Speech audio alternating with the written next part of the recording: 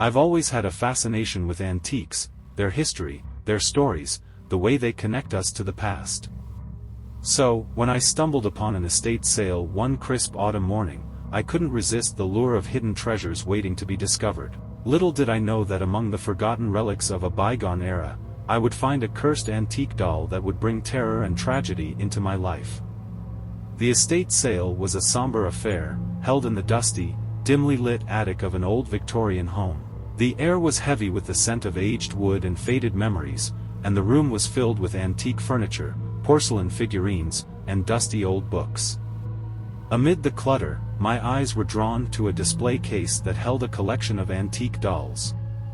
Each doll was a work of art, with intricate porcelain features and delicate lace dresses, but one doll, in particular, captured my attention. She had piercing blue eyes that seemed to follow me, and a porcelain smile that held a hint of malevolence. The elderly woman running the estate sale noticed my interest and approached me. She explained that the doll had a dark history, a history of tragedy and misfortune that had plagued its previous owners. But I was undeterred. The doll's eerie beauty had ensnared me, and I knew I had to have her.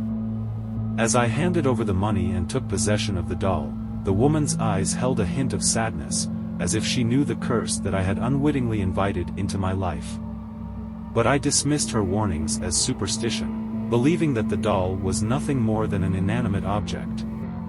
That night, I placed the doll on a shelf in my bedroom, where she watched over me as I slept.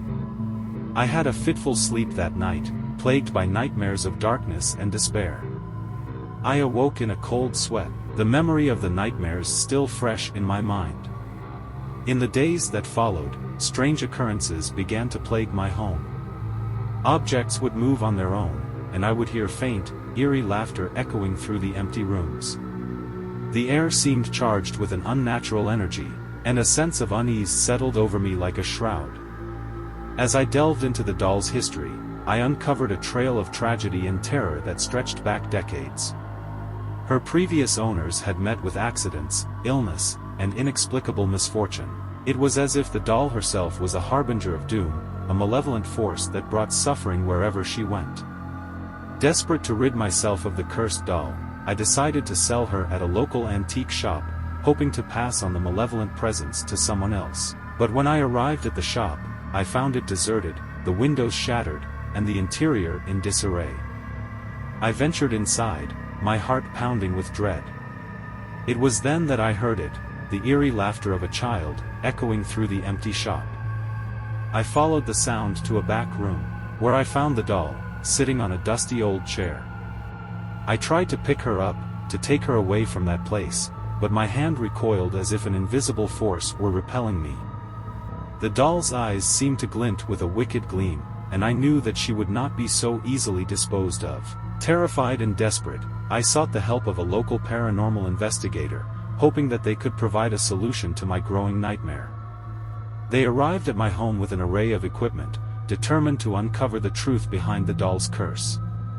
As they conducted their investigation, the doll's malevolent presence seemed to intensify. Objects flew through the air, and the investigators' equipment malfunctioned in the doll's presence. It was as if the doll was fighting to protect her dark secrets. Despite the doll's efforts to thwart their investigation, the paranormal team managed to uncover the truth, a truth that sent shivers down my spine. The doll had been created by a disturbed artist in the 19th century, who had imbued her with the souls of the tormented.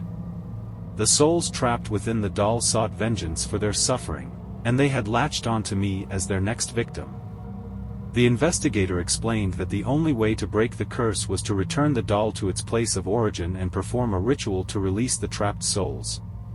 With a sense of dread, I embarked on a journey to the artist's former home, a decrepit, abandoned mansion in the countryside. The atmosphere was heavy with an eerie silence, and the mansion seemed to emanate an oppressive malevolence. Inside, I found a hidden room adorned with disturbing paintings and a collection of dolls that matched the one I had acquired. It was a place of darkness and despair, a place where the artist had conducted sinister rituals to trap the souls of the tormented. With trembling hands, I placed the cursed doll in the center of the room and began the ritual, reciting incantations to release the trapped souls.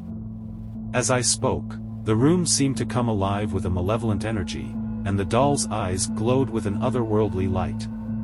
But as I neared the end of the ritual, a sinister force descended upon me, threatening to consume my very soul. The trapped souls fought to maintain their grip, their desperate cries echoing in my mind.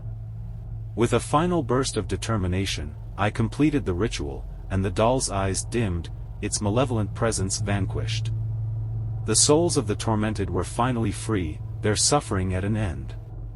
As I left the mansion behind, I knew that I had narrowly escaped a fate worse than death, that the curse of the malevolent doll had been broken.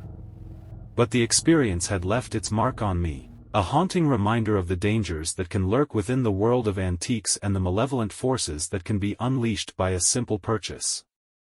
I vowed to never again underestimate the power of the past and the darkness that can be hidden in the most innocuous of objects.